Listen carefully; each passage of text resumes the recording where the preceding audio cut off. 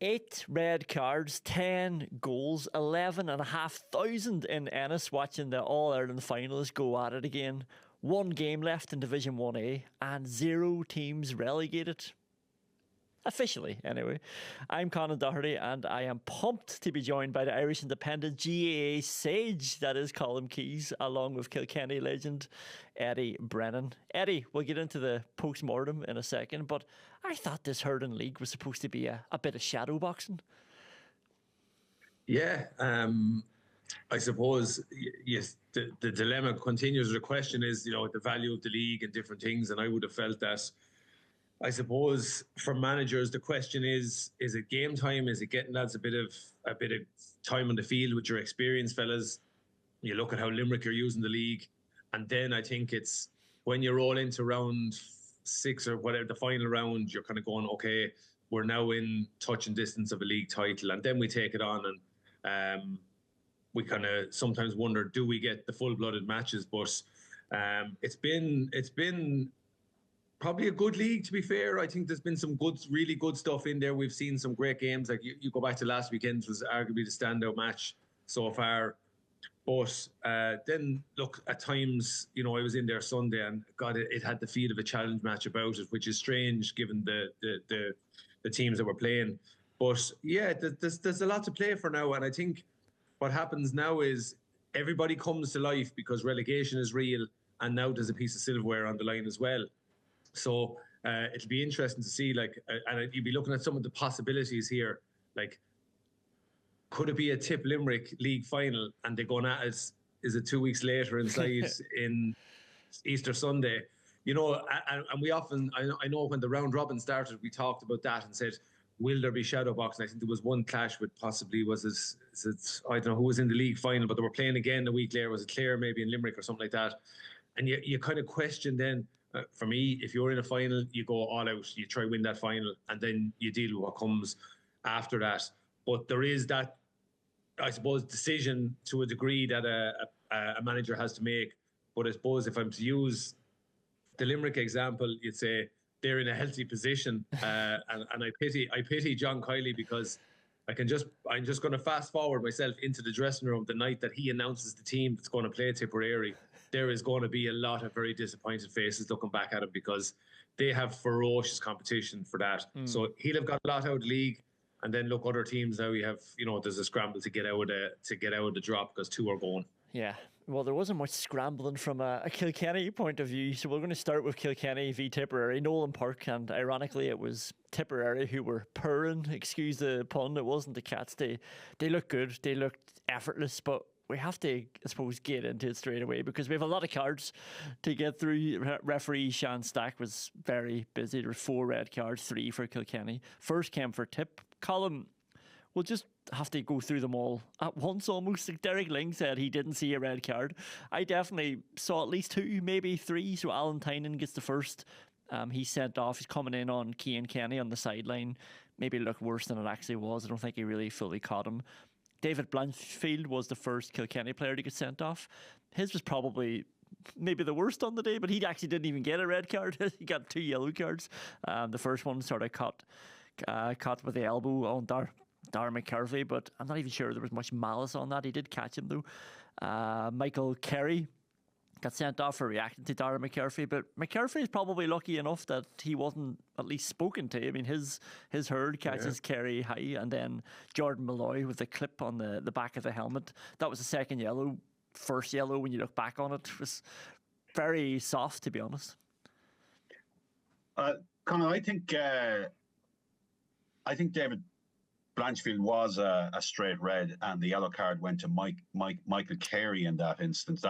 That's certainly what I have in my notes now.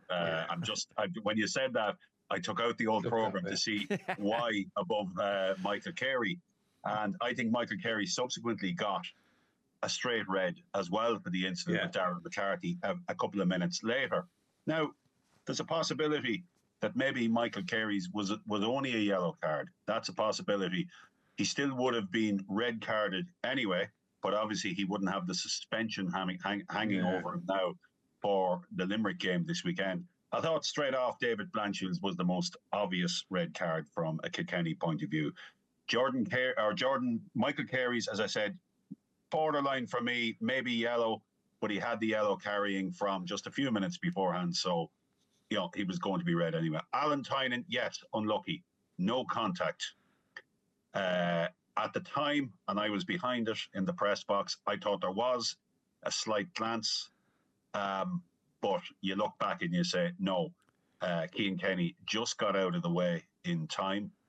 But Alan Tynan was winding up for a big hit. And had he connected, had Cian Kenny not taken evasive action, I think we probably would have been in red card territory. I think he'd have been up in the press box beside you, Colin. I think so, Eddie. I think so. Because Alan Tynan is a very powerful player. He's a dynamic, powerful player. And when he winds up, no more than Conor Cooney the night before, when any of these players, and I think it's coming more and more into the game, this big wind-up challenge where you're going in for the big hit. And so much can go wrong in those instances that you have to wonder, where is the benefit, or what is the benefit for that? I was actually speaking to an old friend of yours, Eddie, Barry Kelly, yesterday. I was speaking to Barry just on the head-high challenges on the current environment, and he was of the same opinion that this type of challenge is creeping more into the game. He was also of the view that the standard of tackling, hooking, by comparison to, and he name-checked two of the great players to hook and tackle and get in close, Brian Whelan and JJ Delaney, just masters of the act. You don't see it so much now. It's a little bit looser. And that physical, that big hit that we saw over the weekend is much more prevalent. Alan Tynan probably will get away with it because there was no contact, but his intent was to go in with maximum force, shoulder to shoulder. And as I said, so much can go wrong. He can mistime it. The player can move, can duck, and all of that. And it's so open to trouble and so open to, again, you're given referees decisions to make, and you wonder, what is the benefit? Is it to make a statement that I am, I have you power-wise here, and we're really going to knock you back? I think it's a statement challenge as much as anything else, rather than try and shepherd or evade. And it's probably just sometimes in keeping with the occasion. I think sometimes I put myself into the player's shoes. You sometimes want to put a good hit into a fella. But on that, I think there was a once upon a time, I remember watching hurling growing up, and you had this ram raid from a corner back that if you were coming flying through, you were open season, for this lad would line you up from nearly 20 yards away. And if he got you, then we saw that type of tackle just completely disappear out of it, because you couldn't, because like you said there, Colin, there's too much can go wrong. Lads are able to react so quickly. So it's surprising that kind of tackle seems to be coming back a little bit more. The lads are trying to line each other up and put a good hit, because I suppose they're so physically powerful now. And I think that is something in terms of the game. Physically, you're wearing opposition down as the match goes on. And if you can put a good hard hit, but yes, from a coaching perspective, you'd always be trying to say to lads, like, keep your hands low or don't overcommit to a tackle, because like you said there, Colin, you are giving a referee a decision to make. And it's the picture that you paint when you land that tackle. And I was looking at Conor Cooney again. Looking back at the first half, and obviously the night before, he wound up that big challenge on Mike Casey, caught him high. I would imagine James Owens, the referee, didn't see that properly to not make that decision to catch the head. But Conor Cooney was after lining up one of those challenges and executed it well on Tom Morrissey just a few minutes earlier. So he obviously felt, this is something I can do. But it rarely goes right. I mean, and in the next instance, it didn't go right for him. And you remember back, the perfect hit was Pádraig Maher and Joe Canning in the 2016 All-Ireland semi-final. And that's not something Joe Canning complained about or anything. He was no. And it was just timing, and it was just set of circumstances. But it rarely goes as well as that, or rarely goes. No, it doesn't and we all love that. We go wrong. Yeah, you're right, Colin. We love those physical contacts. That's what makes the game the good, honest contacts, and that's the danger. But I suppose I would even beggar the question on the first Conor Cooney one. I go, well, James Owens, what are you booking him for? Yeah, exactly. What are you booking him for? Because for me, with some of those, it's red or nothing. You have to say, okay, I know dangerous play, and that can cover. It can be yellow and a red or whatever. So then, equally the question is flipped. Well, Conor Cooney got booked for what I would categorise a perfectly good hit on Barry Murphy, I think, or was it Barry Murphy at the end of the match? So, and I know they get seconds to decide to make a decision. It's hard, but I would ask the question, like, players are accountable for their behaviour on the pitch. They can get sent from the pitch. Managers have to be the same. Like, you'd like the referee, like, we don't know anything about what happens with reviews or how they're spoken about afterwards. And I think a little bit of transparency in that would be really good, because, you know, James Owens completes his report and sends it in. But the question has to be asked is going, and I looked at it again, he's not too far away. So I'm going to say that maybe there was a player between him and his eye line. It was around the 45, and you have two umpires are looking at it flush from the other side, and they've seen Conor Cooney come through Mike Casey from Mike Casey, you know, looking back at them kind of. I'm surprised they all missed it, because you're looking at a guy that is down low, rising the ball at the time, and a big, strong fella, 6'2", comes through him. I know we don't want guesswork, but you have to look at it and go, right, Jesus, he's after mowing him here, like, and to me, like I said, it's red or nothing. Because otherwise, why are you booking him? The other one, just quickly, I want to just throw in as well. You said there a very good point that Barry Kelly made about the hooking. There was a time, Colm, when if you flicked in with the hurl, you had to get the ball. Now, that type of swipe, in over the shoulder, left, right, it's an acceptable tackle now. You can just clip lads.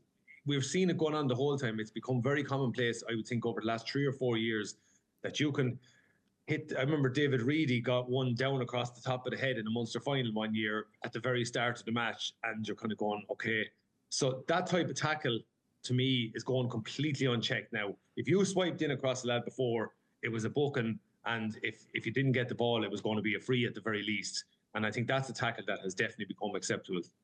Yeah, a lot of the contact area, obviously, and we know that has got loose, not just with those big hits and the head-high challenges, but around bare arm, everything. Yeah. So it has got loose, and there is a tendency, and everybody calls for it, to let the game flow. We do. The manifestation of all of that is what we saw in what players were trying to do last weekend, and there's obviously an effort to tidy it up. I think that was there from the outset of the season anyway. Obviously, Tony Kelly's challenge on Adam English the previous week, Kilkenny probably to a lesser degree on Kieran Joyce, but they're both very much in red. I thought Tony Kelly's was a red. I thought Kilkenny's is in red territory as well. Absolutely.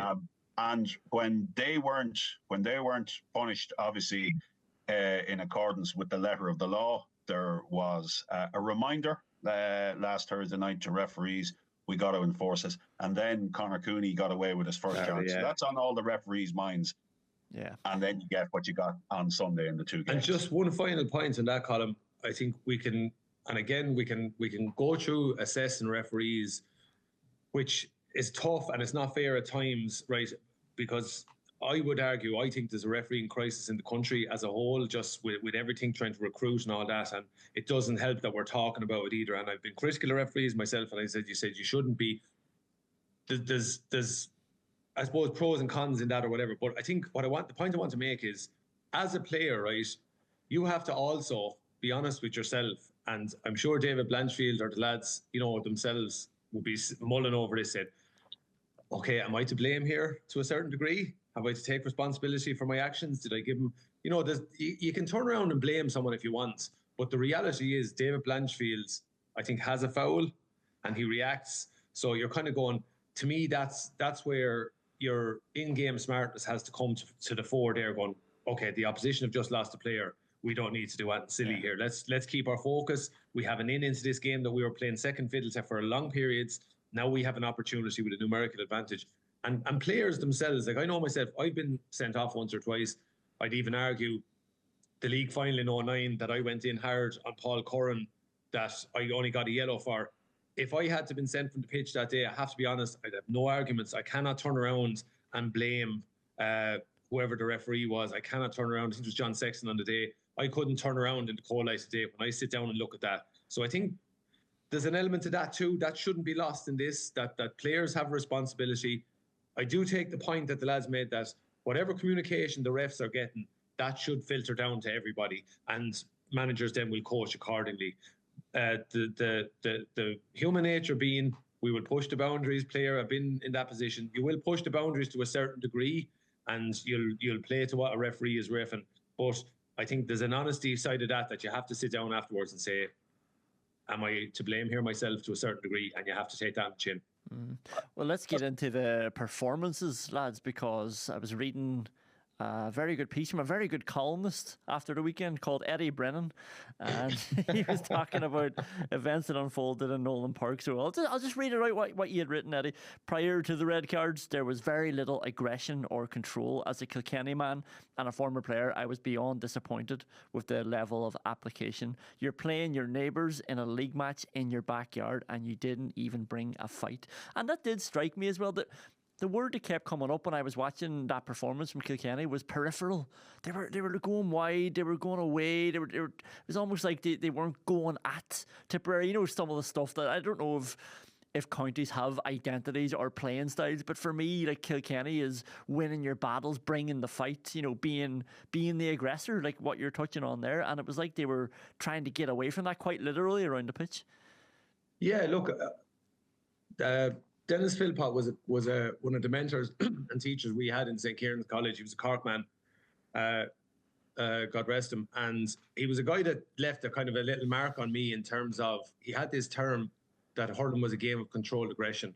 And it's something that it would have been something that in Kilkenny we'd have latched onto, and a lot of places, right? Controlled aggression is what the game is about. Like, you have to be aggressive, but aggressive by definition is not stupidity. It's not, horsing into lads unnecessarily.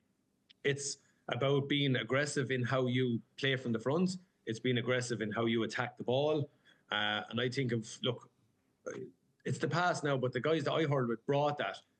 I think every year as well, when you know you're going to Thurles or Nolan Park, it's just something that brings a performance out of you. You want to be part of those occasions. And for whatever reason, and I know it happens to everybody, some days you just roll in and it's just not your day. Sometimes the group can just have that kind of puke day and it just doesn't happen for them. I don't know. You don't want to stay kicking the lads because, the lads didn't go in there to play poorly. But there's something lacking at the moment. There's something, like, I suppose the question could be, you often ask teams, and I go back to that Ron O'Gara clip that I often heard is, you can say you care, but do you care? And I think that's the one thing you always want to see from your team. And I suppose if you're a player, that will hurt you. If that's said about you, that will hurt. But you hope it manifests in the right way. But just for whatever reason, I left. I'll take out. I'm supposed to be very, very neutral when you're commenting on the whole game as a whole, but I'm absolutely saying it from a Kilkenny perspective. Just so disappointed leaving it because we didn't ask any questions at Tipp in terms of the hurling. And I think that's the one thing you want to see, because Liam Cahill and Tipp came down and they're in a good place at the moment. Yeah. They came down looking at this as a real good test. And unfortunately, our lads, for whatever reason, we just didn't bring it. And unfortunately, there's a little pattern has emerged too. Like, the day against Galway wasn't our best day in Nolan Park either. And that should, as a player, and I'm just hoping, look, that the players themselves, I have no doubt, they do not need someone like me or lads around Kilkenny giving out about them, but it's just the reality of the situation. And I'm hoping that it's a moment of, hey, we draw a line here, lads, and we come out slugging after that. On the flip side of it, Colm, I mean, Tipperary were the exact opposite, as Eddie's saying. And can we talk about Darren McCarthy? Because this guy is the real deal. I feel like he set the tone, because Kilkenny's defence and their defenders, I thought they've been good this season, really. Kilkenny might not have been, as inspirational as you'd like them to be throughout the whole league campaign, but some of the one-on-one defending had been standout. But McCarthy didn't care. He was just running at them. He was running riot in the forward line. I think Oisin O'Donoghue's goal summed it up. Like, it's a lovely turnover from Tipperary. It goes to Craig Morgan. Probably has too much space, but he just delivers a perfect sort of diagonal ball. It's bouncing up for the run of McCarthy, and he takes it and he goes at his man, and he tees up the runner coming from deep, O'Donoghue, into the top left corner. And it was just sort of that all day. It was like they couldn't get a handle on him, and Tipperary sort of fed off that then. And it wasn't just him running at them. Everybody, Alan Tynan, like we talked about, was going at them. Morgan, even for his goal, it was taking the ball and driving straight for the jugular. And it was the Kilkenny cornerback Tommy Walsh who Craig Morgan went around, and for the next goal, Darren McCarthy sensed that put him on the back foot, and we have him, and he weaved by him and popped that pass, and he is a real go forward. But I think, Conán, if you go back to the league semi-final last year against Clare, and Tipperary was so poor that day, but the malaise really set in around their inability to convert frees, and Jason Ford had a difficult day that day, but they had 3 other different free takers at different times, and it really turned out badly for them. And I don't know that the malaise creep in for the rest of the season after that. It probably did, because they were going reasonably well up to that, and they have, under Liam Cahill, out of the regulation stages of the group, they have been strong. So they are where they have probably been over the previous 2 seasons. But from frees, McCarthy has just been almost flawless. Talking to some of the Tipperary players, our Tipperary media the last day, I haven't been all of the Tipperary games. I've obviously watched a lot of them. They reckon it's 2 or 3 that he hasn't got, Darragh McCarthy. That's the return he's bringing, and it's a vital difference from where they were last year. It was 11 from 11 frees. He obviously scored 12 last Sunday. He put one over from play as well, but 11 from 11. And you're looking at some of them are from his own 65-metre line, halfway line. Good frees. So there were distances. They weren't pop over. And actually, I started looking at it after a while to see they were going over the middle of the post. The way he swung the ball over. Actually, I started to wonder, where are they going over that? He's going close, and they were just going over the middle of the post. So he is so accurate. He's bringing something. And there's a bit of a abrasiveness about him too. We mentioned that Michael Carey incident, he should have been booked for it. He went in with a hurt, but he's not afraid to put himself about, and he's not afraid to take on defenders. And he's only 19. That's the incredible part about it. There is so much more in him. I know we are, but he has filled a void with regard to free taking. Already, it's obvious with the tallies he is putting up. All round, I think Tipp's movement, their athleticism, the energy they brought. Obviously, Liam Cahill moved on certain players, and you're wondering, well, Cahill Barrett was the big one, obviously, and you're saying you're taking out such an experienced cornerback. But Robert Doyle has scarcely put a foot wrong since he came in. I've liked Owen Connolly at full back, and what has that done? The effect of that, Ronan Maher is out to centre back, where he's absolutely. So that's Tipperary playing to their strengths. And again, Maher puts over 2 points from his own half, literally, the last day. That's what he brings, as well as that control. Obviously, we saw him caught for a little bit of pace against in the Cork game, Shane Barrett, but Shane Barrett will do that to anybody. But Ronan Maher never really starts at A when he wants to get to B. His reading of the game can be magnificent. Again, he covered for everybody last weekend. Michael Breen has done superbly as well. Yeah. Then you have the likes of Craig Morgan. You wouldn't have seen him as a midfielder, and Sam O'Farrell was in there, again contributing to the scores. Jake Morris didn't score at all last busy though. So he was very busy, and he took handling, but that's not going to happen every day. So they have that to come as well. So there's a lot going well for them, but Kenny still have they have more established players to come in. They still have Hugh Lawler, Adrian Mullen, Owen Cody didn't play. That will transform Kilkenny too. Poor and all as they were, Eddie, last weekend. Those 3 players, they lift all boats there too. So I wouldn't just despair about Kilkenny yet, but they're not far off. I haven't seen a good performance, and I think you'll go a long, long way. If they lose to Limerick next weekend, they'll have lost all 3 home games in Nolan Park. Obviously, there's been times when they've only played 2 in the old 6-team divisions, but they'll always get a win in Nolan Park somewhere. More often than not, they'll get 2 and 3. That's the games they'll be winning. But if they lose to Limerick, and Limerick will be coming, I'd say, gunning to, they'll have lost all 3 games. Every game they played, no home win. That would be, I'd have to go back and check, but I don't imagine it has happened in recent times. And it's probably the manner of the win and the manners of those defeats is probably what what's concerning, because it's one thing I think we can all accept, that if you get out hurled by a better team, that's one thing, but you need to go toe to toe in terms of the application and how you work. But yeah, look, like I said, there is players to come back, but the window is getting short, and there's limited scope probably to get lads in and get game time into lads now. Like, that's a big match next weekend, and I'm not sure what Owen Cody's situation, but Adrian Mullen definitely won't be playing. you're now down potentially 1, 2 lads, depending on what goes on this week. So it's going to be a huge challenge, but it's opportunities for lads, albeit a tough place to be going. But Derek Ling will learn something about his troops this weekend. They will learn something. They have a tough match against Limerick, and I guarantee you Limerick are coming with an opportunity here, and it's an opportunity to play in Nolan Park and take on Kilkenny, which this Limerick team enjoy doing. But this Limerick team are competing for 15 starting jerseys for a league final possibly, and for Easter Sunday. So they are coming absolutely ravenous, and you're going to see a situation where if Garrod Hegarty or Peter Casey gets 20 minutes, they are going to come in absolutely ravenous for ball.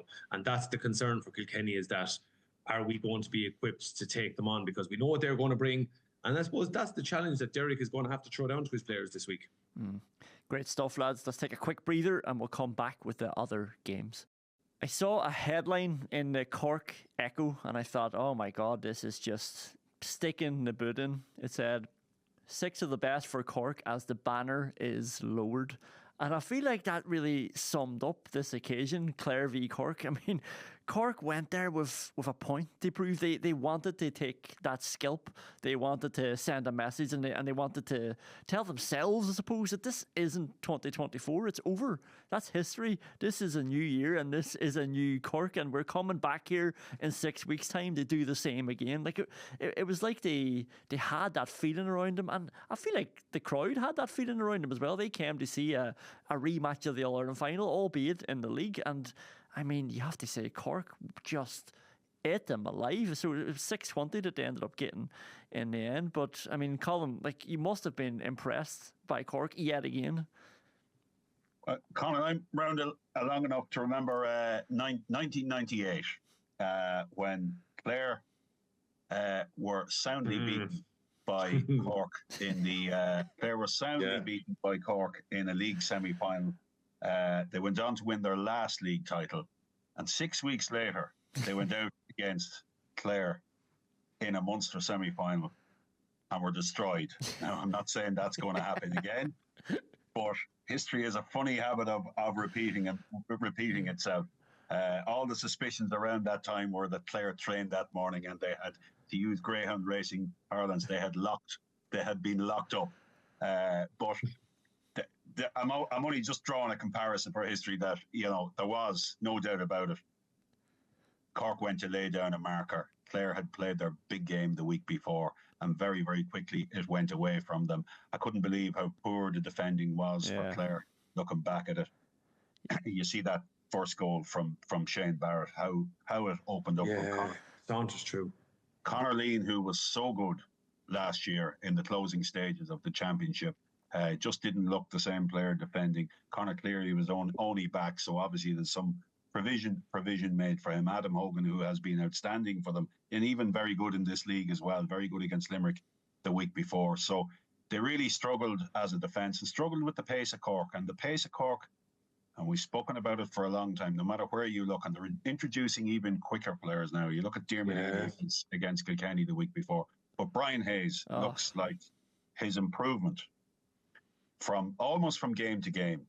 Okay, he was probably well shepherded in last year's All-Ireland final, but this time there was just no stopping him. So much to like about Cork. They went there, very much a statement. They wanted to win there. They know they're back there again in 6 weeks, and it will be different.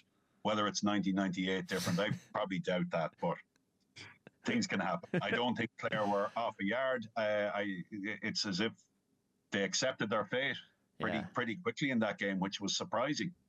They did sort of lie down is maybe very strong, but like once there was 12 points in it, they just thought, well, this game's over. And Cork must have loved that. And you mentioned Brian Hayes, the first goal. I mean, Eddie, as a corner forward, I mean, how lovely is this pass from Tim O'Mahony? I mean, he sort of popped it up. It's there's such great great appreciation for the run. He's pulled it back, and like the defence is going one way, he's pulled it the other way, and obviously Brian Hayes still has a lot to do, but it's such a lovely pass.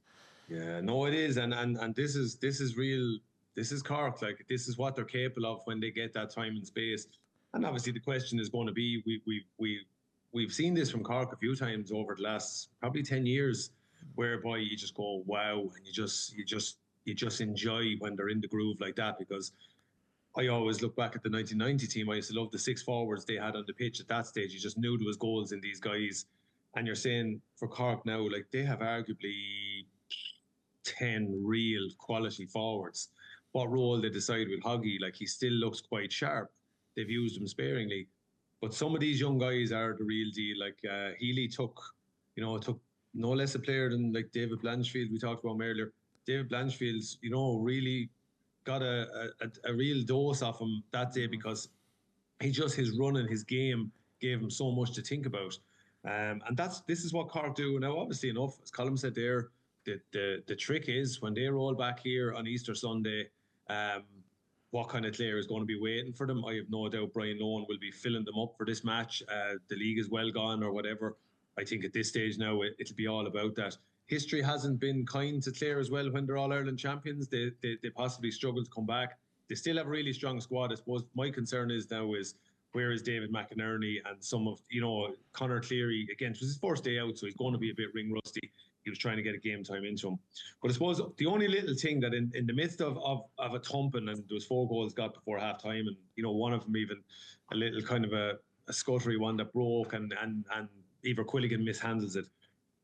I think at the end of that match, there was 23 scores to 26.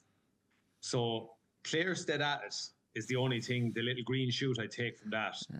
620 to, was it 23 points or whatever it was Clare had. I can tell why you're a good manager, Eddie.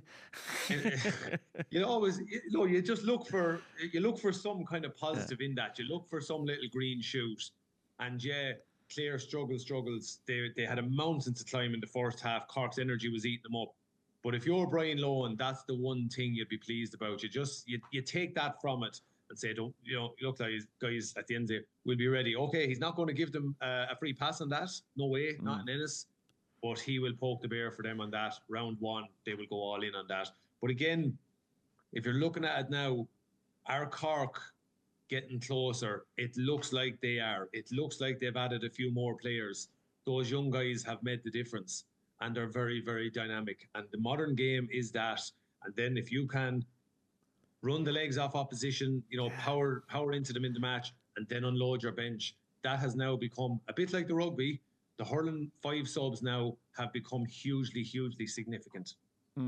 It's so interesting. Yeah, I think Declan Dalton's second goal sort of summed up the approach that Cork took. So he wins this ball out in front, his backs to goal, and he literally just puts his head down and starts pumping the legs. So even, like, say, championship, he doesn't get straight through on goal from that. But it's like he's decided, I am taking this guy on a run, and that's what we're going to do. Personally, for me, Conán, I would be saying, I would think a lot of forwards are guilty of not doing that. Yeah. I think they don't take on their men enough. They seem to peel back a little bit. Whereas I think you have to be fortune favoured brave in those situations. Yeah. Colm, what do you think? Like 1998 warning signs aside, like, do you think Cork will be... Because I think they got what they wanted in this game. They wanted to go up. They wanted to make a statement. They made a bigger statement than they probably could have hoped for. Like, surely their confidence is just brimming now. You look at the improvement in some of their players there, and we mentioned Brian Hayes, but you also look at Robert Downey over the last season and even into this season, and Tim O'Mahony at midfield. He's been a real physical driving force for them, and their players, Downey, and certainly, you look at the players they're missing. Even Seamus Harnedy hasn't been there. Mark Coleman wasn't there. Kieran Joyce wasn't there. And you look at them; they're all physical players who can win their own ball. Players. So Cork can play it. I get a sense Cork can play it anyway. They have the speedsters, they have the players with the skills, but they also have these big physical players that can hurl too. So there is some choice on that Cork squad, and it's growing and growing all the time. We mentioned Healy and what he did and what he can bring this year, but he's likely going up against Seamus Harnedy or possibly Declan Dalton. Declan Dalton played a lot closer to goals last weekend. He's been playing that deep-lying role and obviously on the sidelines to keep Kyle Hayes out of the All-Ireland semi-final last year. But he played a lot closer to goals, and he is a powerful striker of the ball, and we could see that with the goals he scored too. So they have so many different options. And again, what I mentioned earlier, they have so much pace to bring into the game. You have, and you mentioned those subs, you have Shane Kingston, who can just open up a defence so often in the closing stages of the game. They'll have Jack O'Connor, who looks rejuvenated after Sarsfield's campaign too. they have him. So they have so many different type of players to bring into the mix. And I think we're seeing a culmination of all that underage success is really starting. They're starting to hit those peak years. And obviously they came close to winning an All-Ireland title last year. We can't forget that, how close they were. One refereeing decision and maybe it's gone to a replay. And would you have backed Cork to win a replay? Improving all the time, you possibly would have. Obviously on the day they were the better team, that has to be acknowledged. But it is a difficult act for a team like Clare to come back and defend their title, especially when you have Limerick and Cork right on their shoulders as they are. And just one little more point, I suppose the dilemma for Pat Ryan is now is who is, like, he has a squad. It's now, who do I go with? Who's my foreign player? Who is our starting 15? And I think sometimes we've seen that with Limerick. When Limerick were so consistent, the team almost picked itself to a degree, and then you had your impact subs. So I suppose that's the only thing that I could maybe level against Cork, is that from 2 matches to the next 3 or 4 in a Munster campaign, a lad can be very good one day and then they seem to just mellow out a little bit. So I suppose probably finding his starting 15 and who's the ones that are going to kickstart the match, and then it's the form lads to come in and click on the day and get the job done. Let's do 60 seconds on the red cards this time. This was a tame affair. There was only 3 red cards compared to 4 in the last game. So the Peter Duggan one looked very harsh. Just catches around the neck. David Fitzgerald one looked bad. And does anyone know why Cormac O'Brien gets sent off? Did he get sent off for getting hit? Is that what happened to him? Well, unless there was something that the cameras did not show that a linesman saw beforehand. But I think the cameras were pretty much trained on the incident for the entirety of it. It looks like it was one of you, 2 of you, and off you go. And I would say Cormac O'Brien will be freely available for Cork's next game. I don't think David Fitzgerald will be available for Clare. And I think Peter Duggan, that's in a grey area. Yeah. When you're a bigger man and you're tackling a slightly smaller man, you're always putting yourself in for that. I agree, probably harsh. He's got a big wingspan and he caught him high. And if you're talking about, to use that motto, head is red, then he's in trouble. And that's what referees will always resort to. That's their baseline and has been their baseline. And they let that slide, as we said earlier. They let that slide from time to time. But there is an understanding, head is red. And I think Peter Duggan will do well to get off. He may, but I think he will do well. Yeah, well, league-wise, Clare's fate is in the hands of Limerick now. Colm, you might correct me if I'm wrong, but they need a favour off them twice, so it's a bit convoluted. They need Limerick to beat Kilkenny, but they need them to lose to Wexford because they need to finish ahead of the two of them on points difference. So obviously, because they're 22 points behind Kilkenny and they'd be beaten on the head-to-head, they need everybody to finish on the 4 points, and then they need to make up that 22 points, which they could if they win and Kilkenny well, if Kilkenny were to lose heavily to Limerick in their last game and Clare were to run up a big win against Tipperary as well, there's all sorts of permutations there. But I think bottom line is, I think Clare, I don't think whatever Limerick do in Nolan Park, they won't be putting Kilkenny to the sword as ruthlessly as that. So I think Clare are in trouble here as All-Ireland champions. I think the stat is it was it Kilkenny in 1993 were the last All-Ireland champions to be relegated or to drop a division. Wexford would have in 1996, only the divisions were reformed and they stayed up and won. So they are very, very much under threat to go down now and look like they're in a bit of trouble. At the other end, it's hard to know really. It's really between Tipperary, Cork and Limerick for the 2 league placings. Galway still have a mathematical chance, but I don't think they will be in the conversation. Okay, part 3 coming up after this. Yep. So Peter Casey is back, scores a point, coming on to Shane O'Brien, looking sharp, full forward. Good power on him as well. I think it's becoming a real theme now. These ball winners in full forward will take their men on. And Shane Dowling made a good save from a Brian Concannon effort as well. Now, he didn't hit it as well as he probably would have liked, but I think that meant Dowling had to react as well. The ball started bouncing over him, and he does react well. Shane Dowling has done well in the games that he has played. No doubt about that, against Tipperary too. He has been solid. He hasn't done anything wrong. His puckouts have gone to the right places.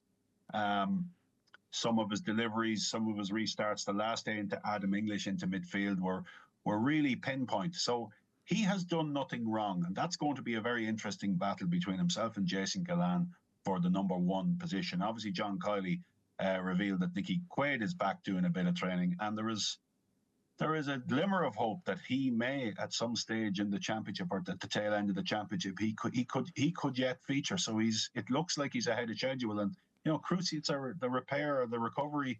The recovery time is. You look at Dan Sheehan and the Irish rugby player Dan Sheehan, how quickly he got back, and hurlers, while their time to rehabilitate and everything else like that isn't as plentiful, still the opportunities are there to get back that little bit quicker. So, but it's a battle between Dowling and Gillan. I couldn't say who's going to get the nod. It may well be Gillan, but Dowling has done nothing wrong so far.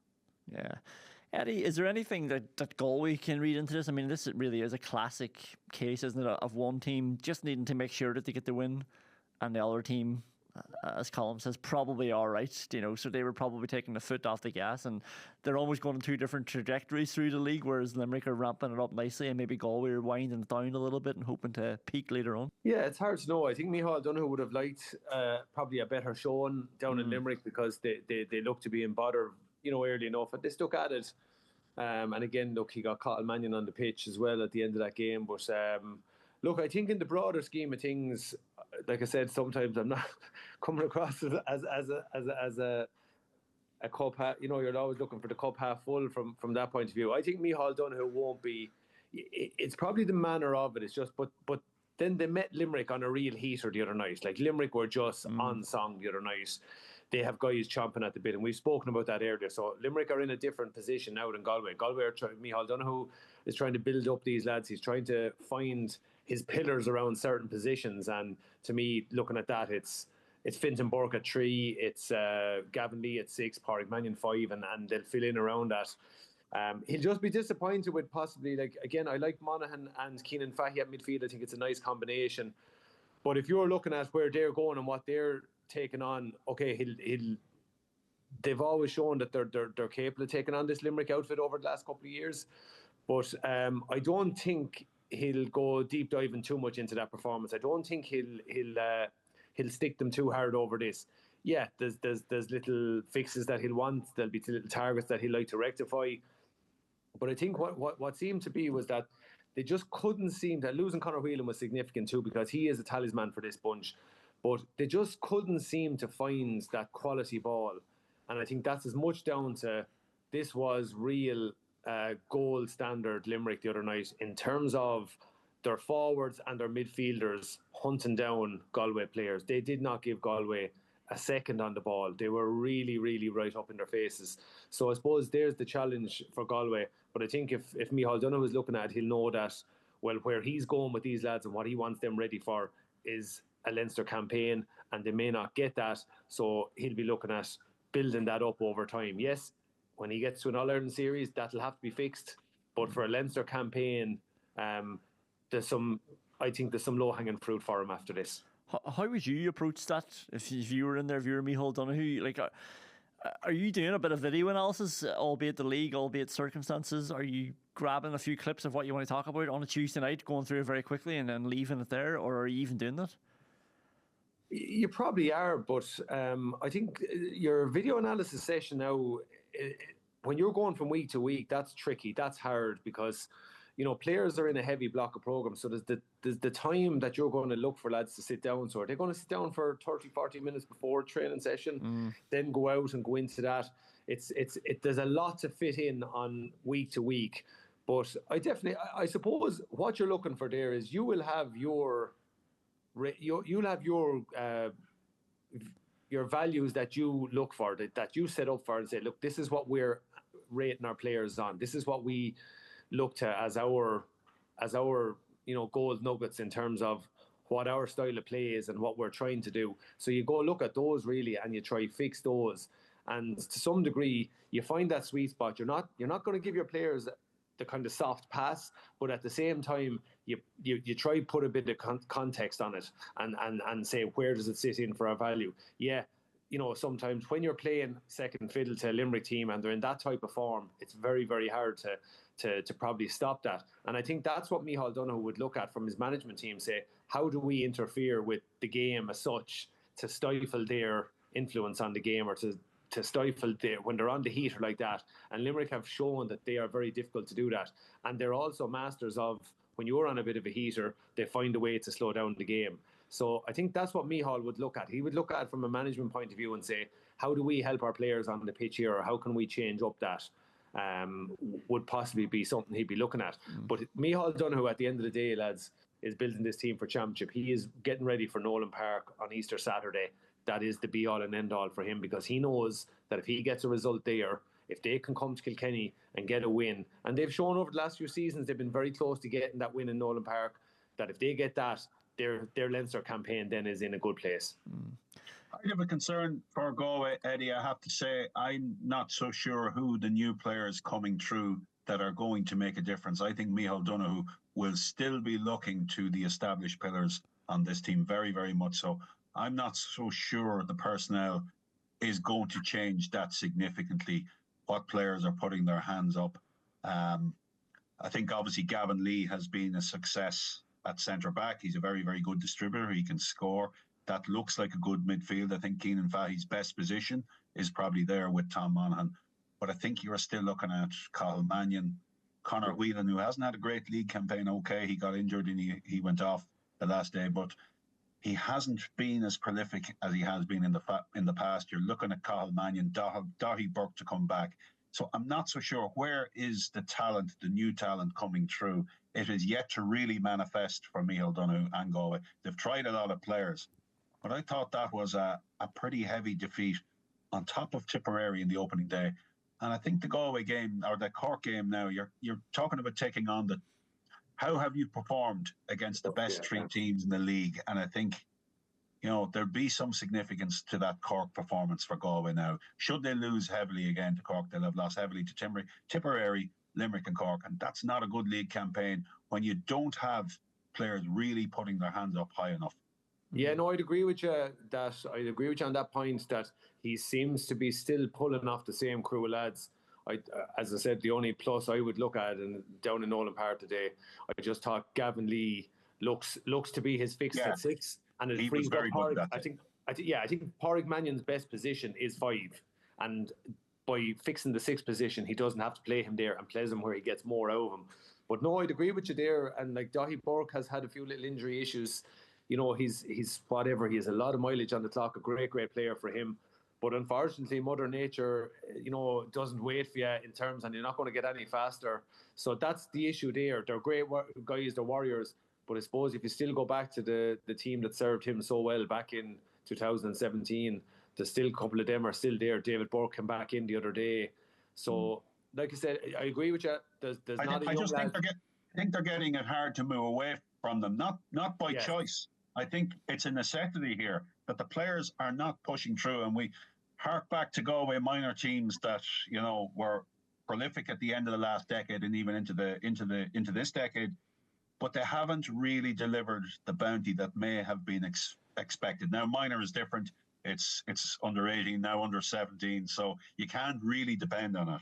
Yeah. So Galway, just that conveyor belt seems to have ceased a little bit.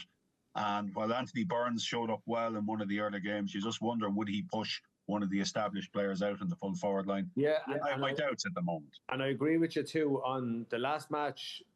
Probably is now quite significant for him, because it's his last real test, bar these little challenge matches that we often will go on a Tuesday or a Wednesday night in the Midlands, somewhere between them and other counties. But I do think this Cork match and going to Páirc Uí Chaoimh in the last one is going to be the be-all. I think he's going to be poking him hard to come into that match and look for a big performance out of him. Yeah. Before we finish up, lads, in Division 1B, Waterford not quite promoted just yet. They hammered Westmeath. Their scoring difference is healthy, but they've lost to Carlow, who would have them on the head-to-head. But it could be a three-way tie with Dublin too, so still a lot to play for there. And Antrim have given themselves a great chance of safety with their last game. They give Laois a good trimming up in Cork and Park. And joining them in Division 1B next year, promoted to Division 1 for the first time in 20 years, County Down. What a job Ronan Sheehan has done, and what an interview afterwards as well. He brought Owen Sands over, said immediately that it was all about the players, and it didn't feel like that was for show, Eddie. It felt like that was a manager speaking genuinely, like these guys are the ones who have toiled through the last few years, and he gave the credit straight over to the players. Yeah, and that's I suppose that's the reality, and the position for like the good managers see that, as well as that when things go right, it is down to the players. The management team can celebrate that privately and say, look, we prepared the guys well, but you're ultimately there to facilitate the players being the best that they can be and performing to the best week in, week out. And then the other side of it is that you take the rough with the smooth as well. You come out and you often hear managers saying sometimes, that performance, I take that fully on the chin, and that's quality. And I think if you're a group of players and the manager does that, you're going to respond to that as well. But there's quite clearly over the last couple of seasons since he's been in there's something zinging. He has definitely hit a note with these guys. And I suppose, to be fair too, I recall, is it Ger McGrattan back in 1992 getting the All-Star for a massive performance against Cork in an All-Ireland semi-final. And that's where Down were. They were Ulster champions at the time.